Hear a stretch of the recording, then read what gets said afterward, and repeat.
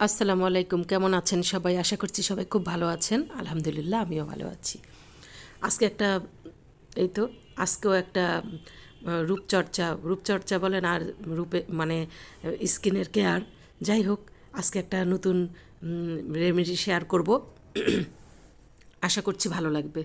তার জন্য আমি এখানে আটা নিয়ে নিয়েছি, যে এই চামচটা দিয়ে 1 চামচ, আর দিয়ে দিলাম 1 চামচ দুধ।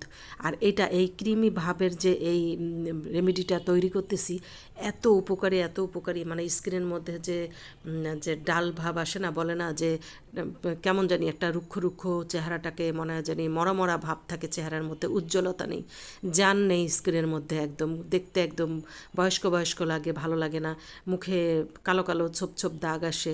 মানে এই জন্য আর কি এই জিনিসটা আমি তৈরি করতেছি।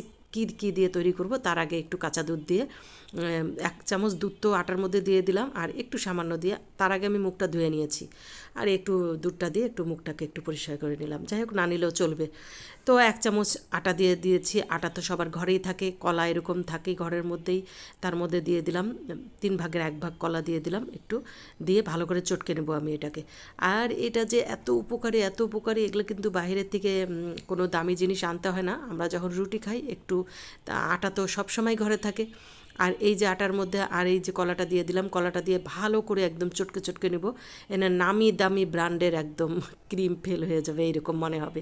আর স্কিনে দিলে স্কিনের যে কি অবস্থা, মানে এত সুন্দর জান ফিরে পাবে। ঘরোয়াভাবে এই পদ্ধতিগুলো ব্যবহার করলে না, আমাদের এই ছোট ছোট টোটকাগুলো ব্যবহার করলে, অনেকেই করে লুকায় লুকায় করে, এগুলি কেউ শেয়ার করবে না। আমি এই যে আপনাদের শেয়ার করতেছি, আমি এগুলি প্রায় মানে আমার হয় না, অনেক দিন ধরে আমি রান্নাঘরে এমন ব্যস্ত, মানে আমার শরীরের যত্নই আমি ভুলে গেছিলাম। তাই এখন শুরু করেছে, এই জন্য আপনাদের কাছে একটু শেয়ার করতেছি। 2 ফোঁটা লেবু দিয়ে দিলাম। যাদের রুক্ষ শুষ্ক ত্বক তাদের না দিলেও চলবে, যাদের একটু তৈলাক্ত তারা একটু 2 ফোঁটা লেবুটা দিয়ে দিবেন। আর একটু এই যে আসল একটু এটাও 2-3 ফোঁটা দিয়ে দিলাম নারিকেল তেল। নারকেল তেলের উপকারিতা সবাই জানে, এটা দিয়ে যে ফেটতে ফেটতে ফেটতে ফেটতে একদম ক্রিমি ভাব নিয়ে আসবো, নিয়ে এসে আমি এটা মুখে প্রলেপ দিব। মাস্ক হিসাবে কাজ করবে, এটা ফেসিয়াল হিসাবেও কাজ করবে, অনেকভাবে কাজ করবে, যা চাবেন।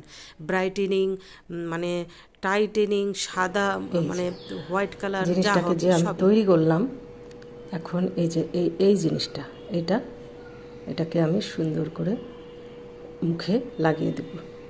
একদম মুখের দেখুন কত ক্রিমি ভাবটা, এত সুন্দর মনে হচ্ছে না যে একটা ক্রিম, খুব সুন্দর একটা ক্রিম মনে হচ্ছে না? একদম মিহি করে একদম এটাকে কলাটাকে করতে হবে ময়দাটার সঙ্গে, মনে হচ্ছে একদম ক্রিম। এটাকে আমি এখন মুখে লাগিয়ে দেব। তো আপনারা দেখতে থাকুন ভিডিওটা।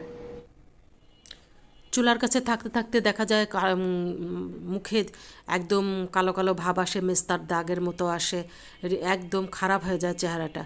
তা যারা আমরা গৃহিণী সব সময় ঘরে থাকি আর চুলার পাড়ে থাকি, আঁচ লাগে মুখের মধ্যে, তখন দেখা যায় আমাদের যত্ন হয় না। আর আমরা তো এখন পার্লারে আর যাওয়াও হয় না তেমনটা। আমি যাই না, অনেক বছর ধরেই আমি যাই না। কিন্তু পার্লারে গেলেও কোনো, যারা যায় যাক, সেটা বলি না আমি। এখন এই যে ঘরোয়াভাবে আমরা যারা ঘরে থাকি, এভাবে হাজার হাজার টাকা খরচ না করে যদি এগুলো ব্যবহার করা যায়, এটা কিন্তু দেখেন একদম হার্বাল বলে না, একদম ঘরোয়া পদ্ধতি। মানে এটাতে কোনো সাইড এফেক্ট নেই, মুখে কোনো ফুসকুড়ি উঠবে না, কিচ্ছু উঠবে না। এটা এভাবে দিয়ে হালকা হালকা আলতো আলতো নরম থাকতেই একটু মাসাজ করে নিতে হবে। তারপরে যখন মুখটা টান টান হয়ে আসবে, একদম বেশি শুকানো যাবে না, দেখা যাবে যে স্কিনটা টান টান পড়ে গেছে এটা দেওয়ার পর, তখন এটা ধুয়ে ফেলবো। আর তার আগে একটু হালকা হালকা করে ম্যাসাজ করবো। আর ম্যাসাজ করতে যে এত ভালো লাগতেছে, অনেক দিন পর আমি স্কিন কেয়ার করতে আসলাম। আমার চেহারাটা একদম চুলার পাড়ে সারাক্ষণ থাকতে হয়। অনেক সময় দেখা যায় যে এই সকালে নাস্তা বানাও, দুপুরে রান্না করো, বিকালে রাতের জন্য একটু কিছু করতে হয়, আমাদের চা বানাইতে হয়, আমাদের সব সময় চুলার পাড়ে থাকতেই হয়, দেখা যায় আর চেহারাটা একদম একদম বাজে হয়ে যায়। এই জন্য মনটাও ভালো থাকে যদি চেহারা সুন্দর থাকে, মানে চেহারা সুন্দর মানে কি, স্কিনটা যদি ভালো থাকে মনটাও ভালো থাকে। মনেও শান্তি লাগে। তাই এই তো নিজে নিজে ঘরোয়াভাবে এই পদ্ধতিগুলো করে আমি আগেও করতাম, সব সময় আমি আগে করতাম। শীতকাল আসলে আমি এটা বেশি বেশি করে এই ধরনের কাজগুলো করি। আর এই যে এখন থেকে শেয়ার করতেছি, আপনাদের ভালো লাগলে আপনারা আমার পাশে থেকে এই ঘরোয়া পদ্ধতিগুলো ব্যবহার করতে পারেন। একবার যদি ব্যবহার করেন তাহলেই বুঝবেন যে আমি মিথ্যা বলতেছি না, এগুলো সত্যি বলতেছে। অনেকে ব্যবহার করে কিন্তু এটা দেখাবে না, লুকায় লুকায় হয়তো বা অনেকে ব্যবহার করে অনেক কিছু, কিন্তু আমি সব কিছুই শেয়ার করি। শেয়ার করে যে আরেকজন এটা ব্যবহার করে উপকার পাক। যাদের একটু মুখটা একটু কালো কালো ভাব আছে তারা এটা দিলে একদম ফর্সা ধবধবা চেহারা হয়ে যাবে। সবসময় মুখের মধ্যে সাবান, ফেস ওয়াশ এইসব না দিয়ে ঘরোয়াভাবে যদি এইভাবে পরিষ্কার করা হয়, আমি পরিষ্কার করি একটু ভেজা কাপড় দিয়ে আমি মুখটাকে মুছে নিলাম।